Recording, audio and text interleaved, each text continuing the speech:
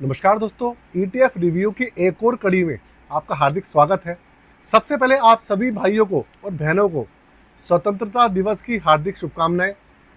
हमारा देश और आपका परिवार भैया ऐसे ही फलता फूलता रहे और हमेशा खुश रहे, खुशहाल रहे। तो दोस्तों, आज मैं जिस ईटीएफ का रिव्यू करने वाला हूँ, ये एक ग्लोबल ईटीएफ है, मतलब इंटरनेशनल यूएसए ईटीएफ है। इसका जो पूरा नाम है वो है मोतीलाल ओसवाल नैस्डैक 100 ईटीएफ, जिसे हम शॉर्ट में MO नैस्डैक 100 भी कहते हैं। आपने इसके बारे में ज़रूर सुना होगा। अगर नहीं सुना है तो भैया आज की वीडियो देख लीजिए, आप सुन लेंगे और पूरी की पूरी जो इसकी जानकारी है वो भी आपको पता लग जाएगी।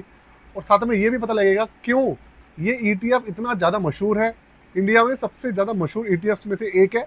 और ख़ासकर जो हमारे इंटरनेशनल ईटीएफ है ना, उसमें ये नंबर 1 है। तो शुरू करते हैं दोस्तों आज की वीडियो को। ये एक यूएसए बेस्ड ईटीएफ है, exchange traded fund. Video and तक देखिएगा, साथ में चैनल को सब्सक्राइब कर लीजिएगा और बेल के आइकन को दबाकर वीडियो को लाइक करके जाइएगा। दोस्तों शुरू करते हैं। देखिए, कंप्यूटर स्क्रीन आपके सामने चालू हो चुकी है और जो ईटीएफ है उसका नाम भी भैया आपके सामने है, मोतीलाल ओसवाल नैस्डैक 100 ईटीएफ। अब सबसे पहले आपके दिमाग में एक क्वेश्चन आ रहा होगा कि भाई ये नैस्डैक 100 जो है एक्चुअल में ये क्या भला है। देखिए, ये क्या भला है आपको मैं पहले ही बता देता हूँ। जैसे हमारे यहाँ आप समझ लीजिए निफ्टी 50 होता है, निफ्टी 100 होता है, इस तरीके से यहाँ पर नैस्डैक 100 एक इंडेक्स है जिसके अंदर जो अमेरिका की 100 बड़ी कंपनीज है ना, वो शामिल है ना। तो भैया चले चलते हैं, इसका छोटा सा रिव्यू करते हैं। इसकी जो रैंकिंग है अभी किसी भी वेबसाइट ने इसको नहीं दी है। वैसे इसकी रैंकिंग 4 स्टार के आसपास है, इंडिपेंडेंट वेबसाइट्स ने इसको रैंकिंग इतनी इसकी दी है। 203 रुपये 55 पैसे अभी इसका जो NAV है वो चल रहा है दोस्तों। इसके अलावा 3 साल के जो रिटर्न्स हैं वो 25.26% के रिटर्न्स हैं, जो 3 साल का इसका CAGR है। ठीक है, रिस्कोमीटर भैया वेरी हाई है क्योंकि ये सारा का सारा इक्विटी से रिलेटेड है। भले फॉरेनर कंपनी है, यूएसए की कंपनी है, लेकिन भाई है तो इक्विटी ना, तो रिस्क तो उसके अंदर रहेगा ही रहेगा। ठीक है, अब भैया चलते हैं इसके आगे और थोड़ा सा ना इसकी जानकारी जो है डीप में जाते हैं। तो दोस्तों 29 मार्च 2011 को ये लॉन्च हुआ था। उसके बाद जो इसका बेंचमार्क है वो मैंने आपको बता ही दिया, नैस्डैक 100 TRI इसका बेंचमार्क है। ओपन एंडेड है, जब मर्जी आइए जब मर्जी जाइए, कोई रोक टोक है नहीं इसके अंदर। एक्सपेंसिव रेशियो है 0.58%, जो कि काफ़ी कम है, काफ़ी कम है। ठीक है, जब से लॉन्च हुआ है तब से अभी तक, मतलब 2011 से लेकर 2011 से 2025 चल रहा है, मतलब 14 साल हो चुके हैं इसको, तब से अभी तक का इसका CAGR 22.95% है। ऑलमोस्ट 23% के आसपास का CAGR निकाल के दे रहा है ये। आप सोचिए, जब आप इसकी कंपनियां देखेंगे ना कि इसके अंदर कौन कौन सी कंपनियां शामिल हैं, तो आप चौंक जाएंगे देख के। आप रुके रहिए बस, है ना। 10,000 करोड़ से ज़्यादा का इसके अंदर भैया AUM है। इसके अलावा 500 रुपये से मिनिमम जो है इसके अंदर बताते हैं कि मिनिमम इन्वेस्टमेंट है 500 रुपये से। लेकिन मैं आपको बता दूं कि भाई जो ETFs होती है ना, उसके अंदर मिनिमम अमाउंट नाम की कोई चीज़ होती नहीं है, उसके अंदर कोई सी भी अमाउंट हो सकती है।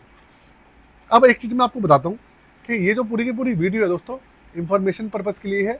किसी भी तरीके का रिकमेंडेशन, सजेशन या एडवाइस इस ETF को लेकर, किसी भी म्यूचुअल फंड को लेकर, किसी भी स्टॉक को लेकर हमारी तरफ से आपके लिए बिल्कुल भी नहीं है। ठीक है, अब आगे चलते हैं। तो ये तो हो गया इसका बेसिक डेटा। ये जो आपका ETF है Motilal Oswal mutual fund house की तरफ से आता है।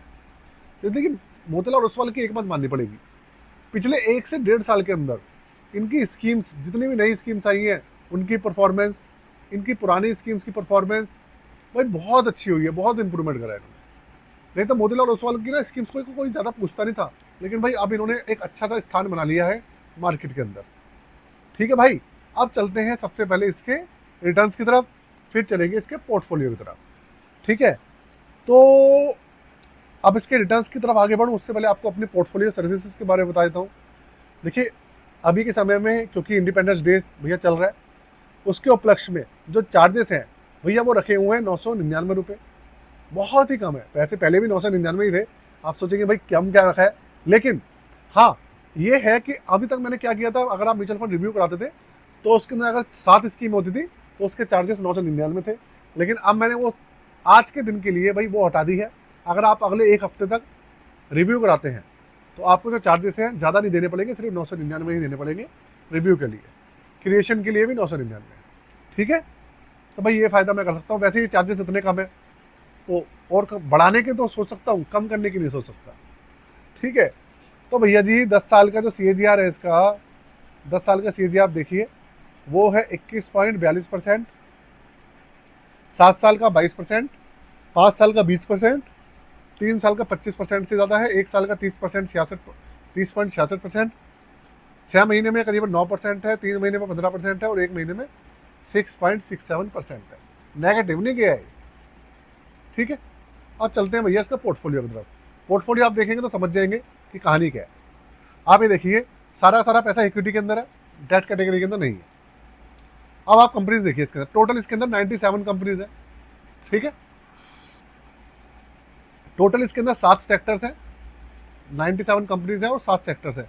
सबसे ज़्यादा सेक्टर जो है इसके अंदर वो है टेक्नोलॉजी, उसके बाद है consumer discretionary 15%, 71% technology, health care है 4%, कंज्यूमर स्टेपल्स है 3.38% और इंडस्ट्रियल है करीबन 2.5-3%, ठीक है। तो भाई अब इसके अंदर आप कंपनी देखिए, मैं पहले जरा मार्कर खोल लेता हूँ। Nvidia, Microsoft, Apple, Amazon, Broadcom, Meta, Netflix, Tesla, Alphabet, INC class C class A, Costco wholesale, है ना, Palantir technology, advance micro device, T mobile US, है ना, सिस्को सिस्टम। उसके बाद देखिए ये आपका जो कि बुक्स बनाती है ना कंपनी, ये वो है इंटुइट, लिंडे PLC, पेप्सिको, ठीक है। और देखिए बुकिंग होल्डिंग, भाई इस तरीके की कंपनीज हैं। अब आप ये सोचो कि इनमें से मैक्सिमम कंपनी ऐसी हैं, मतलब जो टॉप कंपनीज हैं, टॉप 10 वो ऐसी हैं कि इंडिया का टोटल जो GDP है ना उससे ज़्यादा तो उसकी कंपनी की मार्केट कैप है। बहुत सारी कंपनीज हैं ऐसे, गूगल देख लीजिए, माइक्रोसॉफ्ट देख लीजिए, एप्पल देख लीजिए, बहुत बड़ी बड़ी ट्रिलियंस ऑफ डॉलर्स में है। भले ही भारत की GDP से ज़्यादा ना हो लेकिन ट्रिलियंस डॉलर्स की कंपनी है वो। आप ये देखिए Google, Microsoft, Nvidia, Amazon, Facebook, Apple, ये ऐसी कंपनीज जिनको हम रोज़ यूज़ करते हैं, इनके डिवाइसेस हम रोज़ यूज़ करते हैं यार। तो भाई इस तरीके की कंपनीज हैं, इस तरीके का इसके अंदर पोर्टफोलियो है। आप ये सोचिए कि अगर ऐसा पोर्टफोलियो में आप शामिल कर लें तो भाई सुरक्षा की कहीं ये कंपनियां कहीं जाने वाली तो है नहीं, बंद नहीं होने वाली हैं। सुरक्षा की पूरी मतलब आप समझ लीजिए कि सुरक्षित बहुत ज़्यादा है, हमारी कंपनियों से ज़्यादा सुरक्षित है। वर्ल्ड की सबसे बड़ी कंपनीज हैं, आपको US मार्केट का एक्सेस मिल रहा है, आपका पूरा का पूरा जो पोर्टफोलियो है वो डाइवर्सिफाई हो रहा है। इंटरनेशनल स्टॉक्स अलग हैं और म्यूचुअल फंड्स अलग हैं, इंडियन स्टॉक्स अलग होंगे आपके पास। कितना अच्छा डाइवर्सिफिकेशन मिलेगा आपको, साथ में रिटर्न्स भी मिलेगी। तो भाई इस तरीके का है ये ETF। लेकिन हाँ कभी कभी इसका जो वो होता है ना इन्वेस्टमेंट का ऑप्शन है वो बंद हो जाता है, कभी कभार, कभी चालू होता है कभी बंद होता है। तो इन सब चीज़ के लिए आप ध्यान रखिएगा, ऑप्शंस कभी चालू होता है कभी बंद होता है, हमेशा चालू नहीं रहता, क्योंकि लोग ना इसके इंतजार में रहते हैं कि भाई जैसे ही ओपन हो और हम इसके अंदर मोर्चा मार लें, ठीक है। तो भाई इस तरीके का ये ETF होने वाला है, बहुत ही खास ETF है। लेकिन मैं आपको एक चीज़ बता रहा हूँ, मेरी तरफ से आपके लिए इस ETF को बिल्कुल भी मैं रिकमेंडेशन मेरा भैया बिल्कुल भी नहीं कर रहा हूँ किसी भी चीज़ का, है ना। मैं सिर्फ इंफॉर्मेशन पर्पज़ का रिव्यू कर रहा हूँ बस। बाकी आप समझदार हैं, आप सारी चीज़ें अच्छे से समझते हैं, ठीक है। आज के लिए जय हिंद, वंदे मातरम, और चैनल को सब्सक्राइब जरूर करके जाइएगा दोस्तों।